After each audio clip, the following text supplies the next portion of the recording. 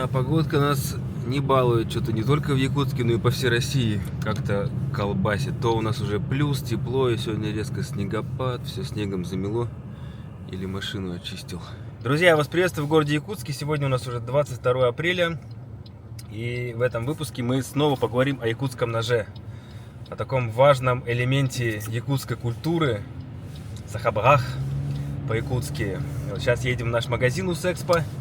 Возьмем на пробу несколько ножей от разных мастеров. Ну, не знаю, что возьмем, сейчас там на месте разберемся.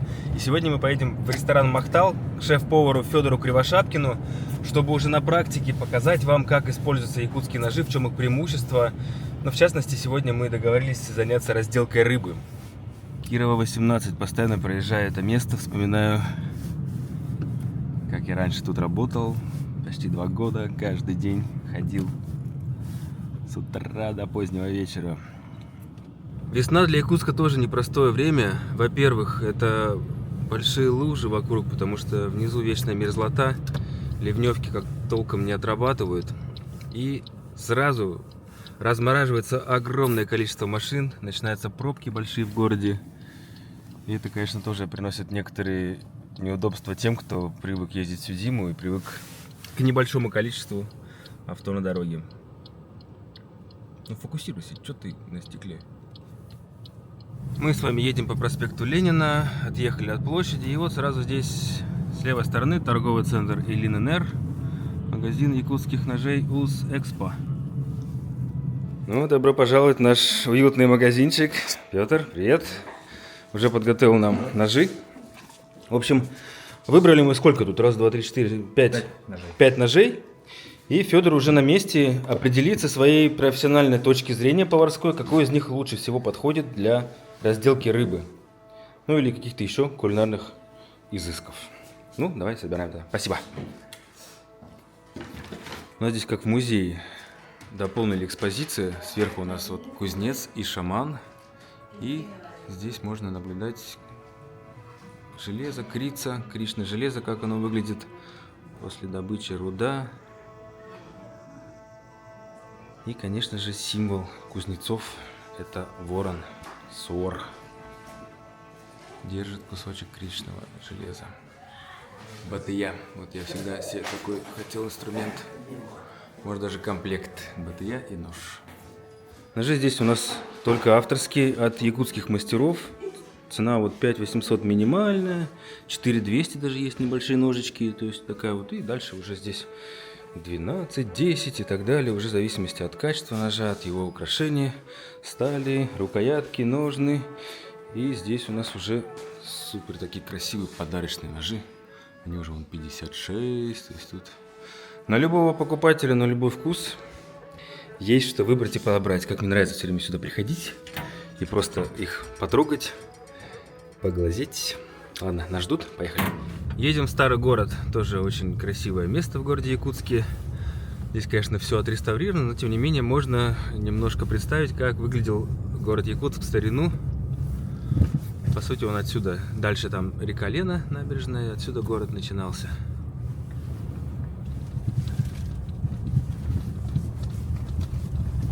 Вот здесь же в старом городе находится наш ресторанчик Махтал. Здесь, кстати, внизу есть столовая. Мы частенько сюда ходим, тоже можно в столовой покушать. А на втором этаже сам ресторанчик. Но пока никого нет, посетителей. Уютное место, мы сюда тоже не раз ходили, гостей возили. Камелек здесь можно зажечь. Знакомьтесь, Федор Кривошапкин, старший повар ресторана Махтал. Покажет нам сейчас, как выбрать правильно нож для разделки чира, для строганины. Здравствуйте. Так, для разделки чира, ну, можно сказать, подойдет любой якутский нож. Но именно я, вот, например, ну, для меня, чтобы удобно было, я использую либо вот такие вот большие, ну, то есть длинные. Тут где-то 15 сантиметров острия. Ну, удобно мне, например, для меня удобно. А так, в быту, вот, например, у меня дома, вот такие вот самые такие удобные ножи, это от 10 до 12 сантиметров, они в быту самые удобные, можно сказать. И можно что-то смастерить, что-то разделать, можно сказать. Вот всегда вот якутские, ну, с древних времен, они не делали слишком длинные ножи. Всегда делали средние, длины, чтобы было удобно носить на охоту, делать что-то по дому и разделывать всякую дичь. Для сегодняшней строганины я возьму, например, вот этот нож. Для меня, для моего роста, можно сказать, и комплекте такой вот подходит, такой нож. И он такой, заточка с одной стороны, это якутский нож, где-то градусов 6-7, вообще придерживается угол заточки. А так все ножи очень хорошие. Рукоятка у всех якутских ножей это березовая капа. Если вы на охоте там нечаянно там уроните в озеро, там, в речку ножик, он будет как поплавок плавать. Он не будет тонуть полностью. Так что ножик не потеряйте, это 100%. Бывает еще карельская береза, в принципе, Да. даже из рога делают ручки, это уже как мастер. Но это красиво, но из древних, в старину делали из березовой капы. Самое функциональное получается. Самое, то, что люди нашли, оно, когда вот при обработке, оно становится таким жестким, то что, как рог, например, можно сказать. И вес у него легкий. Из-за этого он не тонет. Рыба у нас чир. Такой крупненький, можно сказать. Это у нас мастурбал. Такой. Вот такой необычный мастурбал, Да, вот вообще я первый раз такое вижу. Табуреточка. Начинаем чистить, убираем вот эту верхнюю часть. Рыба у нас чуть-чуть подтаяла. Или ножик такой острый сам. Мне кажется, и то, и то. Да. Так вот аккуратненько убираем. Вот так вот еще. Переворачиваем. Надо убрать плавники все, Да. чтобы они не цеплялись при съеме шкуры. Вот.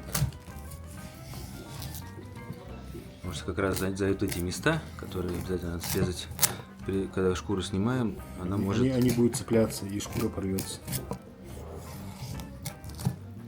Вот здесь вот можно чуть чистить. Делаем такой маленький надрез. Можно так и так, без разницы. Вот так вот.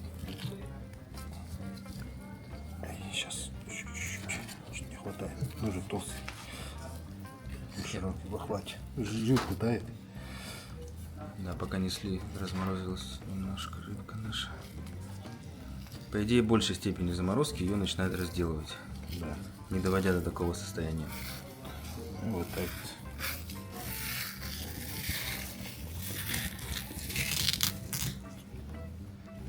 Эту шкурку мы используем как Подложку. Да, подложку для нашей строганины. И вот такие вот остается, иногда, всегда остается, и просто почищаем.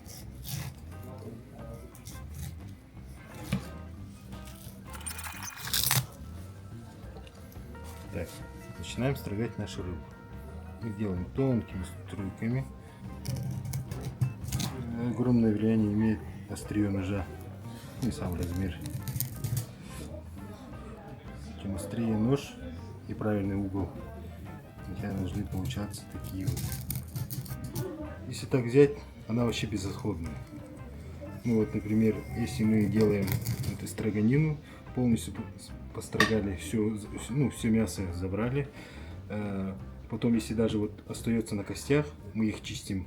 Ложечки, когда нарастает, на сугудай можно пустить, на уху можно пустить.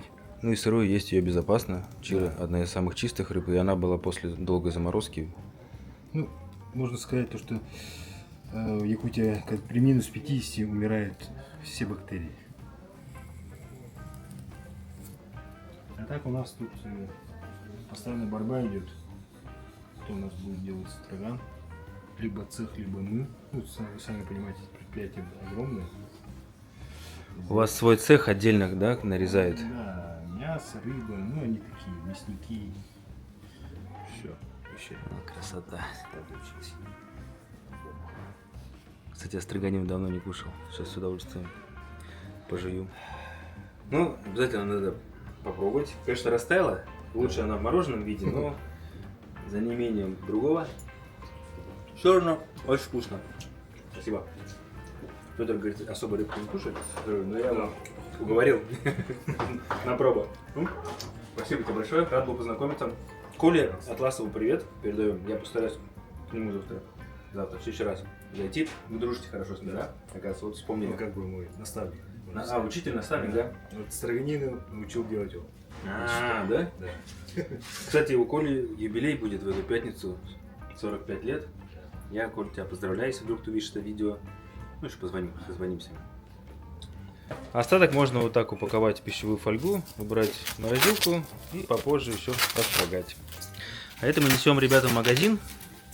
Всем покушать. Нож самый выгодный по стоимости. 5000 рублей стоит.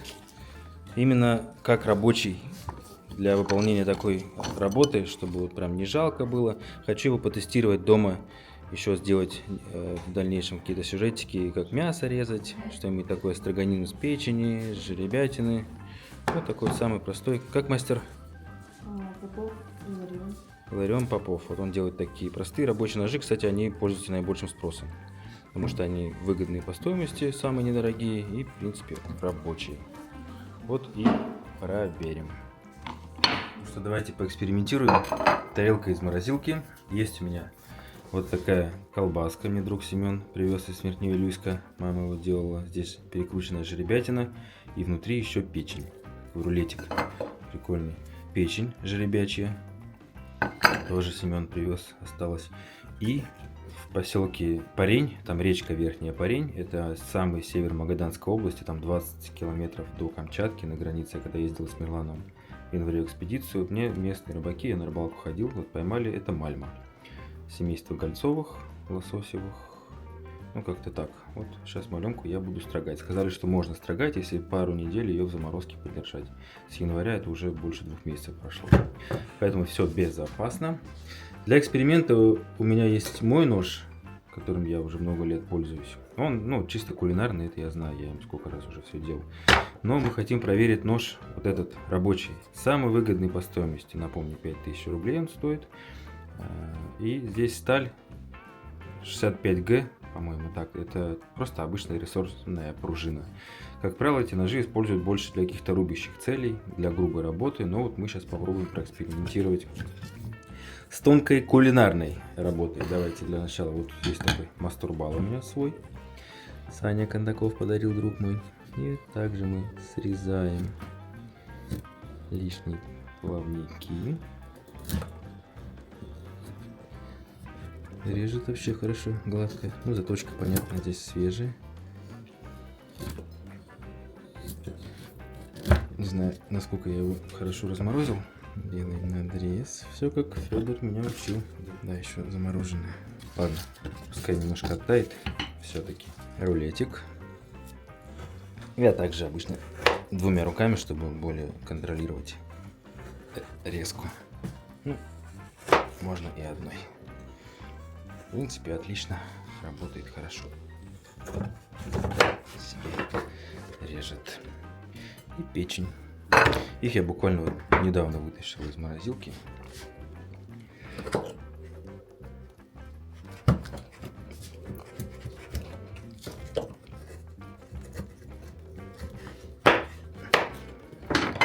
Так, и для сравнения возьмем этот нож. Он более тонкий, но он более тупой уже у меня. Я его не точил, и вот, конечно, без заточки идет хуже. Ну что, в принципе, новый такой рабочий ножик показал себя вполне себе отлично. С мясом, по крайней мере. И чтобы это все кушать, нужно сделать маканину, это называется, соль и перец. И макаем это все.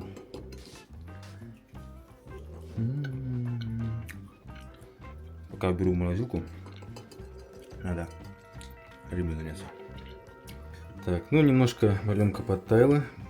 Здесь уже шкура вон руками хорошо снимается. Одну сторону только сниму, вторую оставлю на потом. Мальму я еще не пробовал, кстати, строганину. Посмотрим, как она. Ну, в принципе, вот режет отлично вообще. Сейчас посмотрим, как она будет делать именно сами кусочки рыбы. строгать. Обычно делают это вот с хребта отсюда, но так как я хочу вот эту половинку оставить в шкуре, у меня нету пленки пищевой, я здесь попробую просто ее вот так вот. Вообще отлично.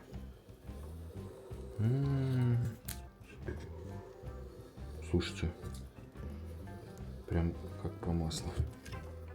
Сравним.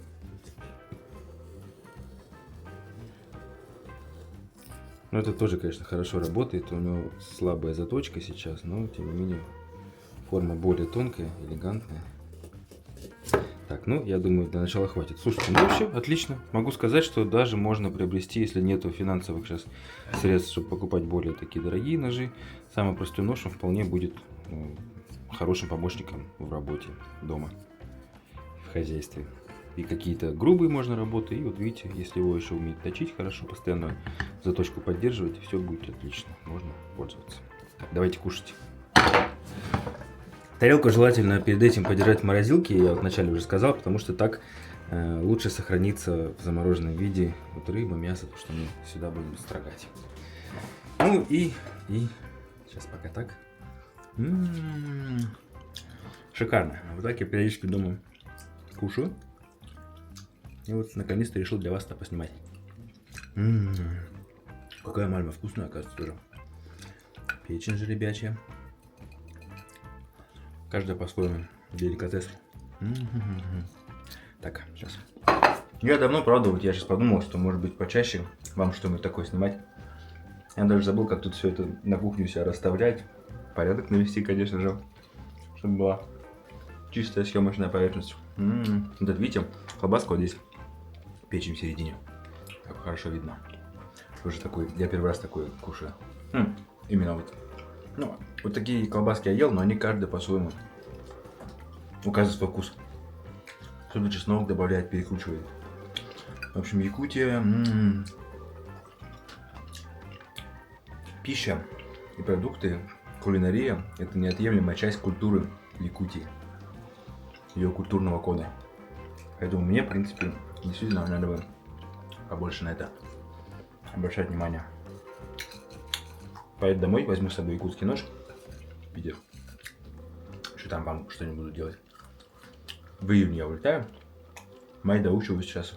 Надо сессию сдать. Досрочно придется сдавать, чтобы улететь. Очень тяжело сейчас будет май у меня. Но постараюсь почаще выходить. Все, давайте. Всем пока. Приятного аппетита.